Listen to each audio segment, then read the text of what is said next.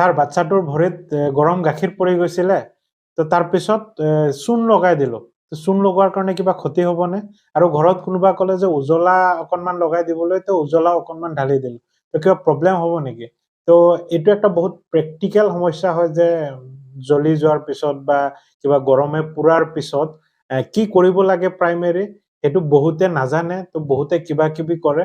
তো তাৰ ওপৰতে আজি একটা প্ৰেক্টিকেল ভিডিঅ' বনাবলৈ গৈ আছো। যদি আপোনালোকে জ্বলা বা পুৰাৰ পিছত কি কৰিব লাগে জানিব বিচাৰে আৰু সকলোকে জনাব বিচাৰে, তে ভিডিঅ'টো শেষলৈকে চাব আৰু সকলোৰ লগত শ্বেয়াৰ কৰিব। প্ৰথম কথাটো হ'ল যিকোনো জ্বলাত বা পুৰাত যে খাৰ লগাই দিও বুলি আপুনি চূণ লগাই দি আছে, সেইটো ভুল কেতিয়াও নকৰিব। বা উজলা বা যিকোনো বস্তু বাহিৰা বস্তু কোনোবা কি কৈ আছে সেইটো ঢালি দিব বা পুৰা জেগাখিনিত লগাই দিব, সেই ভুলটো কেতিয়াও নকৰিব। তো জ্বলাটো বেলেগ বেলেগ কাৰণত হ'ব পাৰে, এটাতো জুয়ে পুৰিব পাৰে, নহলে কেতিয়াবা এচিড দিও পুৰিব পাৰে, আৰু কেতিয়াবা খাৰ দি বেজ দিও পুৰিব পাৰে। আৰু চূণ যোনটো হয় সেইটো এটা বেজ হয়। তো যিকোনো এচিডে পুৰিলে হয়তো বা আগত কোনোবা মানুহে এনেকে কৈছে চাগে যে অকণমান বেজ খাৰ লগাই দিয়ক, তো তাৰ মাজত আপোনাৰ চূণ লগাই দিছে, তো অকণমান আৰাম পাব পাৰে। এচিডে পুৰা জেগাত অকণমান চূণ লগাই দিলে আৰাম পাব পাৰে, কিন্তু সেইটো ভুল কেতিয়াও কৰিব নালাগে।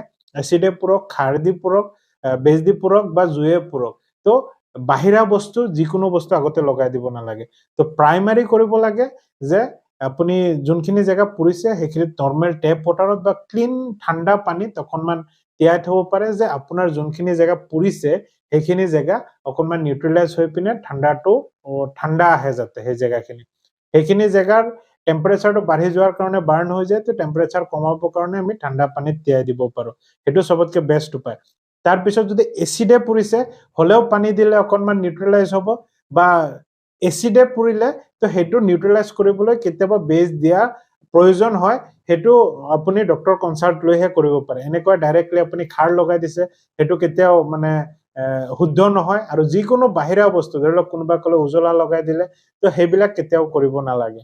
তো চবতকে যেতিয়া পুৰি যায় তেতিয়া সেইটো ক্লিন উন থাকে, তো বাহিৰা বস্তু যিমানে দিব সেইটোত ইনফেকশ্যন হোৱাৰ চান্সেছ বেছি থাকে।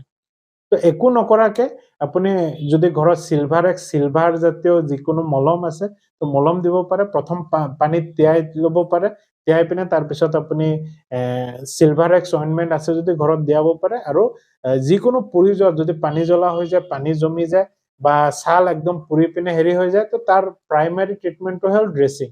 তো সেই ড্ৰেছিংটো আপুনি ওচৰৰ চিকিৎসালয়ত গৈ পিনে বা ডক্টৰক দেখাই পিনে আপুনি ড্ৰেছিং কৰি থাকিব লাগিব।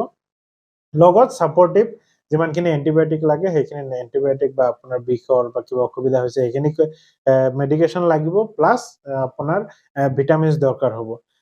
তো এইখিনি প্ৰাইমাৰী কৰিব লাগে। তো যিকোনো পুৰা বা জ্বলাত পটককিনে আপুনি চূণ বা বেলেগ বস্তু উজালা বা বেলেগ বস্তু কেতিয়াও লগাই দিব নালাগে। তো এইটো ধ্যান ৰাখিব। তো প্ৰাইমাৰী কৰিব আছে যদি অকণমান যদি গৰমত পুৰে তেনেহ'লে পানীত তিয়াব, বা যিকোনো পুৰাত আপুনি পানীত তিয়াই পিনে অকণমান ঠাণ্ডা কৰাব পাৰে। আৰু যদি পানী জ্বলা হৈ যায় তেনেহ'লে ডক্টৰৰ ওচৰত নি পিনে ড্ৰেছিং কৰোৱাটোৱে চবতকে ইম্পৰ্টেণ্ট। বাহিৰা উজলা বা যিকোনো বস্তুৱে নলগাব। আৰু এইখিনি আছিলে ভিডিঅ', সকলোৰ লগত শ্বেয়াৰ কৰিব, বহুত ইম্পৰ্টেণ্ট হয় জানিবলগীয়া বস্তু। Bye bye.